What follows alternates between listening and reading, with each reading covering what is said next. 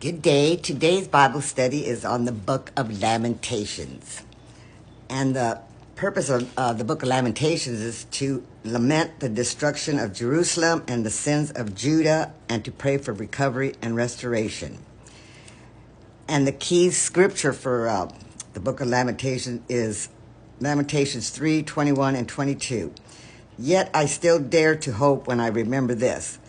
The unfailing love of the Lord never ends. By his mercies we have been kept from complete destruction. Lamentations does not provide the pat answers for the suffering we experience in life. As we read, we discover that it is all right to be real, to be angry with God, to be disappointed with life, and to despair about what tomorrow holds for us. Jeremiah gained comfort as he honestly told God how he hurt. God accepted Jeremiah as he was, angry, tired, and discouraged. Jeremiah has given us a model for expressing our pain to God. In response to his honest cries, God listened to him and comforted him. In the midst of our agony, Jeremiah found one ray of hope despite the destruction around him. God's love never ceases. As we face great losses in our life, we can also find hope as we tell God how we feel. He really does hear us, and he cares about us deeply. With head bowed in humility and pain, Jeremiah penned the words of Lamentations. His heart was broken. He wept to see the great city of Jerusalem destroyed and God's people in exile. Gone were the days of obedience and prosperity.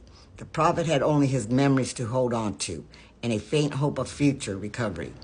Jeremiah's pain was like that of a father with an irate child. He had lived with God's people and pleaded with them to return to God. But his pleas fell on deaf ears. The prophet's tears were God's tears, for God weeps for our sin and mourns with us in our losses. Jeremiah didn't mince his words or hide his pain. He wept openly and fully. His example can help us as we grieve our own losses.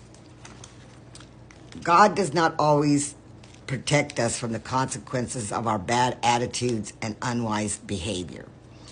Those of us in recovery know, however, that the painful consequences we suffer can be a special gift from God. Through them, we learn to take responsibility for the mistakes we have made.